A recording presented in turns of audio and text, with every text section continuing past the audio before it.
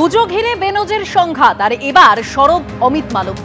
সন্তোষ মিত্র স্কোয়ারের পুজো বন্ধে পুলিশি চক্রান্তের অভিযোগ করেছেন বিজেপি নেতা এবং পুজো উদ্যোক্তা সজল ঘোষ। পুলিশি চক্রান্তের অভিযোগে এবার মুখ্যমন্ত্রী মমতা বন্দ্যোপাধ্যায়কে নিশানা করলেন অমিত মালব্য।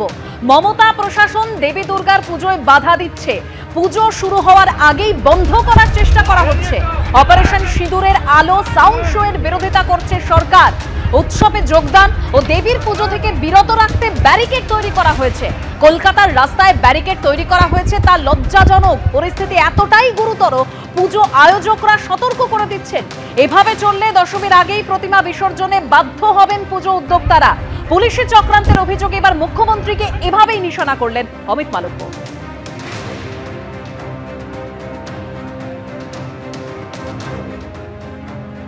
বিজেপির কথার কোনো গুরুত্ব নেই, বাংলার মানুষ গুরুত্ব দেয় না বিজেপির কথায়, তাই জন্য বারে বারে নির্বাচনে মুখ থুবড়ে পড়ে বিজেপি, কটাক্ষ করেছেন তৃণমূলের সোশ্যাল মিডিয়া সেলের ইনচার্জ দেবাংশু ভট্টাচার্য।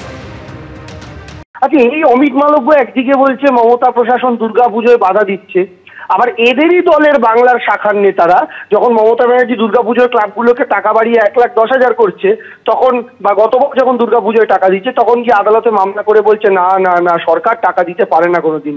তো একদিকে মমতা ব্যানার্জি টাকা দিচ্ছেন পুজোগুলোকে যেন সার্ভাইভ করতে পারে সেই কারণে, আবার একদিকে অমিত মালব্য বলছে পুজোয় বাধা দিচ্ছেন। আচ্ছা, ওরা যেসব কথাগুলো বলে ওরা কি জানে না বাংলার মানুষের অভিজ্ঞতার সঙ্গে ওদের কথা মেলে না বলে প্রত্যেকবার নির্বাচনে বাংলার মানুষ ওদের মুখ থুবড়ে ফেলে? তো স্মিত্র স্কোয়ারের সাথে কোনোভাবে সজল ঘোষ যুক্ত, সেই জন্য এই সমস্ত রাজনৈতিক কথাবার্তাগুলো আসছে। মনে করি প্রশাসন যা করেছে সঠিক কাজ করেছে।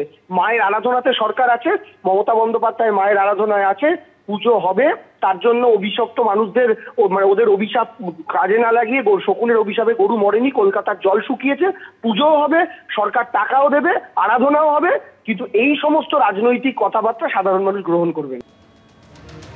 সজল ঘোষ তিনি পুলিশি চক্রান্তের অভিযোগে সরব হয়েছেন, আর পুলিশি চক্রান্তের অভিযোগে মুখ্যমন্ত্রীকে নিশানা করেছেন অমিত মালব্য। আর এ নিয়ে সজল ঘোষ কি বলেছেন শুনুন। গুরুত্ব দেবেন না, গুরুত্ব নেই। না না, এর সঙ্গে ভোটের কি সম্পর্ক? মোহাম্মদ আলী পার্কের পুজো বন্ধ হয়ে গেল কেন, সেটার উত্তর তো দিতে হবে। মোহাম্মদ আলী পার্কের পুজো তো আর বিজেপি করে না। মোহাম্মদ আলী পার্কের আজ খুলতে পারে, আমি চাই খুলে যাক, তারাও কোনো পুজো বন্ধ হোক এটা আমি কখনোই চাইতে পারবো না। কিন্তু আমার বক্তব্য হচ্ছে মোহাম্মদ আলী পার্ককে তার পুজো বন্ধ করতে হলো কেন? ওটা বনেদি পুজো, দীর্ঘদিনের পুজো, অভিজাত্য পুজো, মানে অভিজাত পুজো একটা। আজ ষষ্ঠী, দেবীর বোধন, তাই পুজো মণ্ডপে ভিড় উপচে পড়ছে। দুপুরে ষষ্ঠীর দুপুরে বিভিন্ন পুজো মণ্ডপের ছবি আপনাদের সামনে রেখেছি, যেরকম ত্রিধারা সম্মেলনের ছবি আপনারা দেখছেন। কাতারে কাতারে মানুষ তারা ভিড় জমিয়েছেন, পুজো মণ্ডপ সজ্জা ক্যামেরা বন্দি করছেন। ত্রিধারা সম্মেলনের ছবি আপনাদের সামনে রেখেছি, দক্ষিণ কলকাতার অন্যতম লেখা রয়েছে